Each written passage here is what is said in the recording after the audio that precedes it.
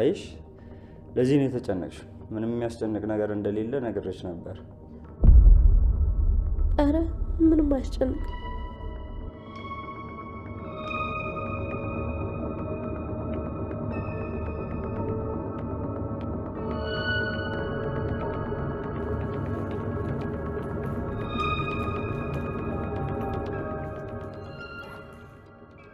በቃ እንግዲህ ስራዬን ጨርሻለሁ። ከፈቀዳችሁ ልሂድ? እሺ ዶክተር፣ ምሳ በልተህ ብትሄድ ጥሩ አይደል? ውጤቱ ቶሎ እንዲደርስ አሁኑኑ ሄጄ መስጠት አለብኝ። እሺ በቃ እንደሱ ከሆነ ሂድ። ምን ሆነሻል ሰላም? እንዴ ቤታችን ትልቅ እንግዳ መጥቶ በዛ ላይ ዶክተር እንዴት ምግብ ሳይበላ ይሄዳል? አዎ ልክ ነህ። እየሰማ ነው አይደል ዶክተር?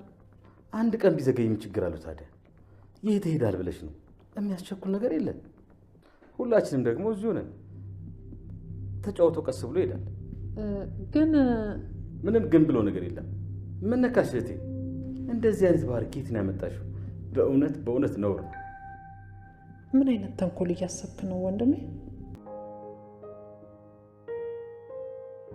ደስ አለ ዶክተርዬ? በሚገባ። ታዲያ ተጨማሪ አያስፈልግም? ኧረ እፈልጋለሁ። እኔ ደግሞ እናንተ ምንም የምሰስተው ነገር የለም። የፈለከውን ነገር አደርግልሃለሁ። ማለቴ ራሴን ራሱ ሳልሰስት እሰጥሃለሁ። ይገባሃል መቼም ምን ማለት እንደፈለኩ። ግን አንተም በምትኩ የሆነ ነገር እንድታደርግልኝ እፈልጋለሁ። ምን ላድርግልሽ? እንዴት ደስ እንደምትል እኮ ዶክተርዬ። በፀጉሬ ላይ የወሰድከው ናሙና ትጠለውና ለሰላም ደግሞ ልጇ እንደሆንኩ የሚያረጋግጥ ማስረጃ ትሰጣታለህ። ያው ሳምፕል ካስፈለገ ደግሞ ምን?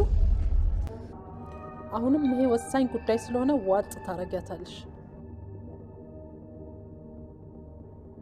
ማም እባክሽ ተረጂኝ። እኔ ፎቢያ ስላለብኝ ነው እንጂ ምርመራውን ማድረግ ሳልፈልግ ቀርቻ አይደለም። በእኔ አሁን እንግባ ነኝ ናሙናውን። እማ ፎቢያ አለብኝ። እባክሽ እማ። የታባሽ ከመጀመሪያው ማን ነው አሻለሽ? የፈለገ ነገር ብታደርጊ ምንም አታመጭም። የደበቅሽ ሁሉ ይጋለጣል። እትዬ የምትሆነ ሰላም ወደ ቻናል ቤተሰቦች እንዴት ናችሁልኝ? እንኳን ወደ እኔ ቻናል በሰላም መጣችሁ። አደራ ድራማ እንግዲህ አሁን ላይ ሰላም የዲኤንኤ ምርመራውን አደርጋለሁ ብላ የራሷን ዶክተር ቀጥራ ወደ ቤት ይዛ መጥታለች። ይህ ነገር ያልተመቻቸው በኃይሉና ቃል ጭንቅ ውስጥ ገብተዋል። በኃይሉ ራሴ በማውቀው ዶክተር አስመረምራለሁ ብሎ ሰዎችን አዘጋጅቶ የፈለጋችሁትን ያክል እከፍላችኋለሁኝ እናንተ ብቻ ይሄን ነገር ቦታ ሲዙልኝ ምርመራውን እንድታስቀይሩት ብሎ እንግዲህ ተነጋግሮ እህቱን ሄዶ እንደለመደው እንግዲህ አንጀቷን ለመብላት እህቴ አንቺ ካልሽ እንግዲህ ምን ይደረጋል እንዳልሽ ይሁን እንጂ እና እንግዲህ ምርመራው ይደረግ ካልሽ አንቺ በምትፈልጊው መልኩ ይሆናል በማለት ሰላምን ያባብላት ነበር። ቃል ደግሞ በኃይሉ ያላትን ነገር ይዛ ታንቺ ምርመራውን አደርጋለሁ ባያት ሄደሽ እኔ መላ ፈልጋለሁ ስላላት ምንም ሳታቅማማ ሄዳ ሰላምን የምትፈልጊው ምርመራ አይደለ ምርመራ አደርጋለሁኝ ግን አንድ ነገር ወቂ በምርመራው ልጅሽ መሆኔን ሲታወቅ እንደ ሞት ቁጠሪኝ አይኔን አታዩም በማለት እንግዲህ ሰላምን ለማስፈራራትና እሷ ሀቀኛ እንደሆነች ለማስመሰል ስትሞክር ነበር። ይህ ነገር ሰላም ስላልተዋጠላት ከባይሉ ጋራ ውስጥ ላይ ምን አወርተው ይሆን ብላ ስለፈራች ይሄ ነገር አይሆንም አለች። በኃይሉ አንቺ ከፈለግሽ የሆነ ምርመራው ምንም ችግር የለውም ስላላት ጭራሽ ደግሞ እኔ ዶክተር አዘጋጅቻለሁ እማቃቸው ዶክተር ስላለ ሰላም ይሄ ነገር ምን አስቦ ነው ደግሞ ሰውዬ ምን ተንኮል ቢያስብ ነው ብላ አይሆንም አለቻት። ቃልን በድንጋጤ አንቺ አልነበርሽ እንዴ በግድ ምርመራ ካልሆነ ብለሽ ስታስቸግሪኝ የነበረው በማለት ሰላምን ትናገራታለች። ሰላም ምርመራውማ ይሆናል ነገር ግን በኃይሉ ያዘጋጀው ዶክተር ሳይሆን እኔ ራሴ ታማኝ ዶክተር የማውቀው አለ እሱ መጥቶ ነው ምርመራ የሚደረገው በማለት የሁለቱንም ወሽመጥ ቁርጥ አድርገዋለች። በኃይሉ በነገሩ ደነገጠ። ምክንያቱም ደግሞ ቃልን እሺ በያት ይጅና አንቺና እኔ እውነተኛ መስለን እኛ እንደምንፈልገው ምርመራው እንዲሆን እናደርጋለን በማለት ቃል ሄዳ ለሰላም ቃሏ እንድትሰጥ አድርጓታል። ነገር ግን ሰላም ደግሞ ያላሰቡትን ነገር እንግዲህ እኔ የማመጣው ዶክተር ለዛውም እዚሁ ቤት ውስጥ አይን እያየ ነው በማለት አሁን ላይ በኃይሉን እንደማታምነውና ሁለቱ ሆን ብለው በሷ ላይ የተጫወቱባት እንደሆነ ሰላም መጠርጠር ጀምራለች። በመጨረሻም እንግዲህ ዶክተሩን ቃል በተኛችበት ነበረ በጧት እንዲመጣ ያደረገችው። ሰላም አመራለች። በነገራችን ላይ የእስከ ዛሬው ዝምታዋ አሁን ላይ ቆራጥ እንድትሆን አድርጓታል። ሞኝ መስላ ዝም ስትለውና ወንድሟን አምነው እሱ ያላትን ሁሉ ስታደርግለት እንደ ጅል ስለቆጠራት በኃይሉ አሁንም አንጀቷን ለመብላትና ጥሩ ሰው መስሎ እህቴ አንቺ እንዳልሽው ይሁን ምንድነው የምትፈልጊው እያለ እንግዲህ ሰላምን ለማባበል እየሞከረ ነው። ሰላም ግን አምራለች። ነገሩ ሁሉ አልተዋጠላትም። ቃል የምታሳያቸው ድርጊቶች፣ በሆነው ባልሆነው የምደነግጠው ነገር፣ ስለሚሆነው ነገር ሁሉ እኔን ነው እያለች የምትፈራው ነገር፣ በሰዎቹ ህይወት እየገባች የምትበጠብጠው ነገር፣ ብቻ ብዙ ነገር እንደዚሁ አይታትም ደግሞ ልጇ የማትመስላት ነገር ቃል ይህ ሁሉ ነገር ችላ ብትኖርም አሁን ላይ ግን በዚህም በዛ የምትሰማው ወሬ ቃል ያንቺ ልጅ አይደለችም እያለ ልቧም እንደዛ ይላታል፣ ሰዎችም እንደዛ ይሏታል። ቃል የሆነ የተወሳሰበ ታሪክና የተደበቀ ማንነት ያላት ነገር መስሏታል ሰላም። ታዲያ እንግዲህ በመጀመሪያ ቃልን ስታገኛት በናፍቆትና ለ10 ዓመት ያጣቻትን ልጇን ያገኘች ስለመሰላት በሰዓቱ ምንም አይነት ጥያቄ አላነሳችም ነበረ። ማን አሳደጋት? ከየት መጣች? እንዴት መጣች? በዛ ላይ በኃይሉ ለ10 ዓመት ያልጠየቅሻትን ልጅ እኔ አይቼልሻለሁ ወይ አላውቅልሽም በማለት ሰላምን መጥፎ ቃል ሲናገራትና የልጇን ፎቶ ቀዶ ሲጥልባትም ነበረ። ነገር ግን በሰዓቱ ብሌን የምትባል ልጅ አጠገቧ ማግኘት ብቻ ስለነበር ፍላጎቷ በኃይሉ አምጥቶ የሰጣትን ልጅ ምንም ሳታቅማማ ምንም ልጇ ሳትመስላት ግን እንደ ልጅ ተቀብላ እንግዲህ ይህ ሁሉ ጊዜ አብረው ቀጥለው ነበር። ነገር ግን ቃል ከቀን ወደ ቀን የምታሳየው ጸባይና ድርጊቷ እያንዳንዱ ነገሯ ሁሉ ልጇ አልመስላት እያለች ነገር ግን ደግሞ የምታደርገው ጠፍቷት እንግዲህ ሰላም ለብዙ ጊዜ ቆይታ ነበረ። አሁን ግን በተደጋጋሚ የምትሰማው ነገር ቃል ልጇ እንዳልሆነች ልቧ ብቻ ሳይሆን ሰዎችም እየነገሯት ስለሆነ ነገሮችን መጠርጠርና ወንድሟን ደግሞ አለማመን ጀምራለች። ይህ ነገር በራሷ ነገሮችን እንድታደርግ እየረዳት ነው። በመጨረሻም ሰላም እንግዲህ ቃል ተኝታ እያለ ነበር ዶክተሩ እንዲመጣ ያደረገችው ምንም አይነት ስበብ እንዳታበዛ። እናም ዶክተሩ እንግዲህ ቁጭ ባለበት ሰላም ቃል ከእንቅልፏ ተነስታ ወደ ሳሎን ትመጣለች። እናም ዶክተሩ ቁጭ ብሎ ነበረ። ግራ ስለገባት ገና አልታጠብኩኝም ገና ከእንቅልፍ የመነሳቴ ነው እያለች ብትቀባጥርም እኛ የምንወስደው ናሙናውን ከጸጉር ስለሆነ አታስቢ ብትባልም ቃል ግን ነገሩን ፈቃደኛ እንዳልሆነች ስታስመስል ነበረ። በመጨረሻ ብሌን እንግዲህ ለዶክተሩ ሻይ ወደ ሳሎን ይዛ ስትመጣ የቃል ምርመራ ምንድን ነው ምኗን ታማ ነው ብላ ግራ ገብቷት ነበር። በመጨረሻም ዶክተሩ እንግዲህ ያንቺን ናሙና ወስደን ዴኔን ምርመራውን ከእናትሽ ጋር ለማድረግ ነው ሌላ ነገር የለውም የሚል ቃል ሲናገር ስትሰማ ብሌን ደስ አላት። ይሄ እውነት በገዛ ጊዜው ሊወጣ ነው ማለት ነው። ስለዚህ ወራዳ ትዋረድ ነው እትዬም እንግዲህ ነጻ ትወጣለች እያለች ብሌን በጣም ደስ አላት በነገሩ።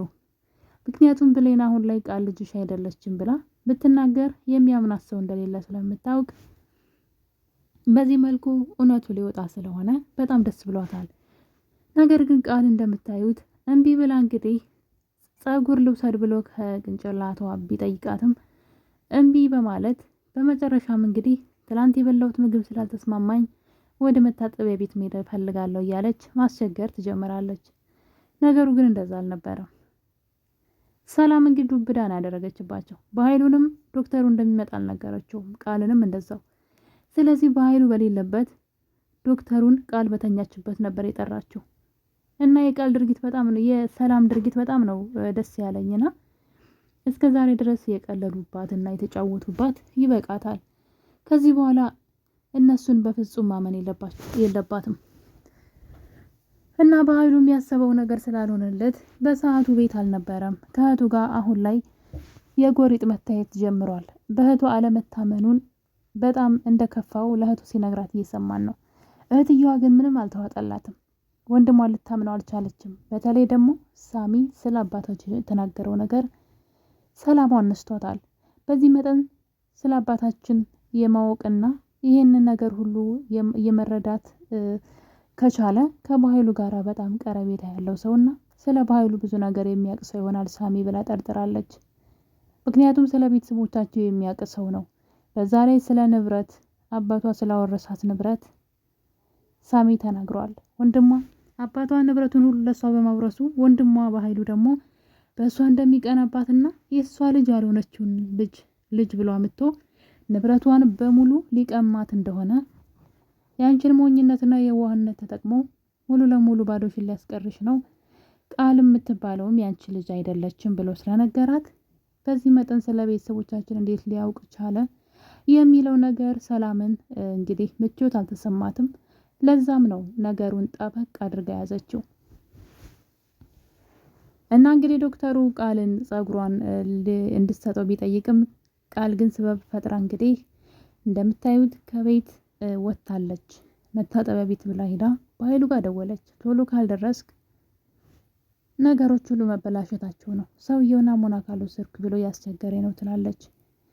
እናም እንግዲህ እንደምንም ብለሽ አዘናጊያቸው እኔ እስክመጣ ድረስ ቢላትን በኃይሉ እሷ ግን ውጭ ላይ ቁጭ ብላ ያለ ሰላም ቃል ቆየች ብላ ቼክ ለማድረግ ስትወጣ ውጭ ላይ ቁጭ ብላ ታገኛታለች። ያኔ ሰላም ሁሉም ነገር ገባት። ነገር ሁሉ ውሸት እየተካሄደ እንደሆነ እሷ ቤት ላይ ድራማ እያካሄዱ እንደሆነ ስለገባት ቃልም በግድ ነበር አንቀይታ ወደ ውስጥ ያስገባቻት። እናም በመጨረሻም እንግዲህ በኃይሉ ደርሷል ማለት ነው። በኃይሉ ከመጣ በኋላ እንግዲህ የልጅቷን ጸጉር በመንቀል ከስሩ ወስዷል ዶክተሩ። ነገር ግን በኃይሉ በሰዓቱ ዶክተሩ እንዳይሄድ ከለከለው። ዶክተሩ ዲኤንኤ ምርመራው በቶሎ ስለሚፈለግ ቶሎ መስጠት አለብኝ ወስጄ ብሎ ሲል ሰላም በሀሳቡ ስትስማማ፣ አቶ በኃይሉ ግን እንደዛም አይሆንም፣ ቆይተ ቡና ጠጥተህ ምሳ በልተህ ነው የምትሄደው በማለት እንግዳው እንዳይሄድ ሲያደርግ እያየን ነበረ። በዚህ የተነሳ እንግዲህ ሰላም ውስጡ አጠርጥሯል።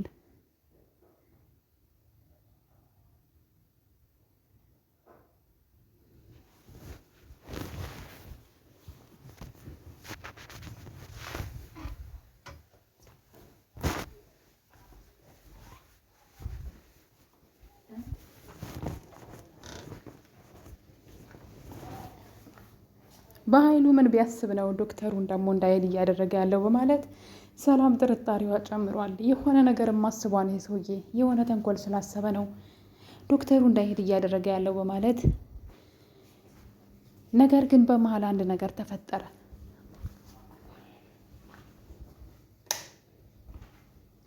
ሰላም ቀድማ ስለ ወንድሟና ስለ ቃል ለዶክተሩ ሳትነግረው አልቀረችም። ምክንያቱም ዶክተሩ እንግዲህ በመሀል ምግብ ቀርቦለት እያለ ነበረ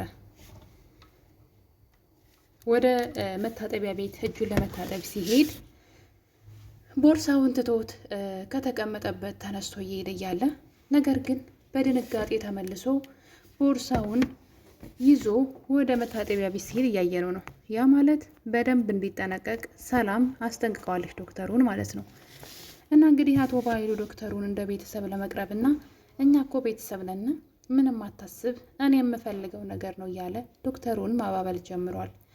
ታዲያ ዶክተሩ የነገር ስላልተዋጠለት ወደ መታጠቢያ ቤት ሊሄድ ሲነሳ በኃይሉን ሲመለከተው ነበር። በኃይሉ አይኑ ወደ ቦርሳው ነበረ። የሰውየውን እግር መውጣት እንደሚጠባበቅ ስላወቀ በተደጋጋሚ በኃይሉ ልብ ብሎ ካየው በኋላ ሰላም ያለችው ነገር ይመስለኛል ትዝ ያለው። ተመልሶ ሄዶ ቦርሳውን ይዞት፣ ምክንያቱም እዛ ውስጥ ወረቀቱ አለ፣ የቃል የጸጉሯ ናሙና እዛ ውስጥ ነው ያስቀመጠው እና በኃይሉን ቃልም እዛ ቦርሳ ላይ ናቸው ቁጭ ብለዋል። በዛ የተነሳ ቦርሳውን ይዞ ወደ መታጠቢያ ቤት ሲሄድ እያየሉ ነበርና እና ዶክተሩም ሰላምም እንግዲህ መፈናፈኛ ሰጥተዋቸዋል። በአሁኑ ግን በቀላሉ ይህን ነገር የሚወጡት ወይም ደግሞ በፍጹም ምርመራውን ማበላሸት የሚችሉ አይመስለኝም። ዶክተሩ በጣም አደገኛ ነው፣ በዛ ላይ በጣም ጥንቁቅ ነው። ሰላምም ደግሞ የሁለቱን ተንኮል በደንብ ሳደርስበት አልቀረችም። ለዛም እሷም ሆነች ዶክተሩ በጥንቃቄ ነው የተራመዱ ያሉት። በመጨረሻም እንግዲህ ቦርሳውን ማግኘት እንደማይችሉ ተስፋ ሲቆርጡ እንደምታዩት ሰውየው ከውጭ ወደ ውስጥ ታጥቦ ሲገባ ነበረ ቃል በር ላይ ተጠብቀውና ዶክተሩ በጣም ቆንጆ ሰው እንደሆነና እንደሚያምር እንደውም አማላይ ሰው እንደሆነ ተነግረዋለች። ዶክተሩም እንግዲህ እንደዛ ስትለው በጣም ደስ ብሎት አንቺም በጣም ደስ ያለሽ እያለ እና እንግዲህ በድፍረት ዶክተሩን ስትስመውና የምትፈልገውን ነገር እሆንልሃለሁ፣ የምትፈልገውን ነገር አራኔ እሰጥሃለሁ ነው እንጂ እያለች እንግዲህ ራሷን ለሰውየው ለጨረታ ስታቀርብለት ነበር። ዶክተሩም እንግዲህ በዛ ደስተኛ እንደሆነና እሷን ቆንጆ አማላይ ሴት እንደሆነች እየነገራት እናም ልሳምህ ብላ እንግዲህ ስትስመው በዛ ላይ እሱን ለማማለል ጥግ ድረስ ስትሄድ ምን ላድርግልህ ከዚህ በላይ ይገባል እያለች ዶክተሩን ስታማልለው እሱም እንግዲህ ደስ ይለኛል እያለ በመሀል ግን እኔም አንተ የምትፈልገውን ነገር ልሰጥሃለሁኝ፣ አደርግልሃለሁኝ፣ ራሴን እሰጥሃለሁ፣ አንተም ደግሞ ለእኔ አንድ ነገር አድርግልኝ አለችው። እሱም እንግዲህ የያዝከውን የዲኤንኤን ውጤት ትቀይርልኛለህ፣ እናም ደግሞ በምትኩ እኔ የሰላም ልጅ እንደሆንኩ የሚያሳይ ይሄንን ጸጉርን ካ በማለት እንግዲህ ያው የራሷን የሰላምን ጸጉር ማለት ነው እንዲህ ተመሳሳይ ስለሆነ ዲኤንኤን ምርመራ ሲደረግ አንድ አይነት ስለሆነ ማለት ነው ይህሷን እንዲጠቀም ስትጠይቀው ያየን ነበር። በሰዓቱ እንግዲህ ዶክተሩ በጣም በመናደድ በጣም ባለጌና ስድ ሰው እንደሆነች እንዲሁም ደግሞ እንደዚህ አይነት ብልግናሽን እኔ በአንቺ ምናልባት ወንድ ልጅ ሁኜ ስሜታዊ ሊሆን እችላለሁ፣ ነገር ግን ሕሊናዬን በርካሽ ነገር አልሸጥም በማለት ቃልን እንግዲህ ጥጓን ሳትይዛት እያየን ነው።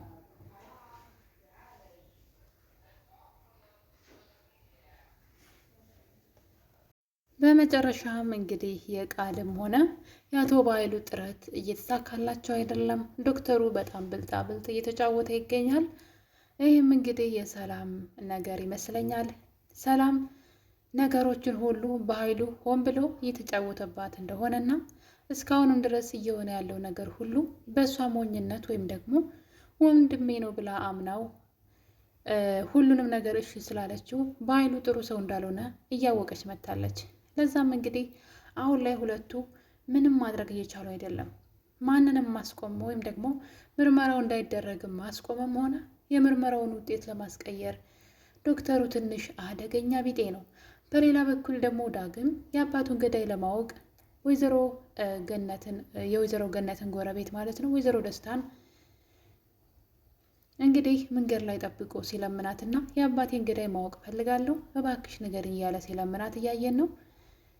ሴትዋም እንግዲህ ይህን ነገር ነግሬ እርስ በርስ ቤተሰቡን ማጣላት አለብኝ፣ እኔን እንዳንቋሸሹኝ ወይም ደግሞ እኔን እንደተናገሩኝ እርስ በርስ አጣላቸዋለሁ እያለች ትገኛለች። ምንድን ነው አልሞተ ባይ ተጋዳይ ነው ወይስ ደግሞ የሚባለው ብቻ ባለጌ ጎረቤቱን እያለ ደግሞ ጭራሽ ቤታቸውን ጋዝ አርከፍክፋ ልታቃጥል ስትል ወይዘሮ ገነት እንግዲህ እጅ ከፍንጅ ይዛታለች። አሁን ላይ የአደራ ድራማ የተደበቁ እውነቶች ሁሉ እየወጡ ይገኛሉ። ቃልና አቶ በኃይሉም ማምለጫ መፈናፈኛ ሰላም አሳጥታቸዋለች። ውድ ቤተሰቦቼ አደራ ክፍል 43 እንግዲህ የዛሬው ይህን ይመስል ነበረ። በሌላ በአዲስ ቪዲዮ እስከምንገናኝ የዛሬን አበቃን። በቀጣይ እስከምንገናኝ ድረስ ሰላም ሁኑልኝ።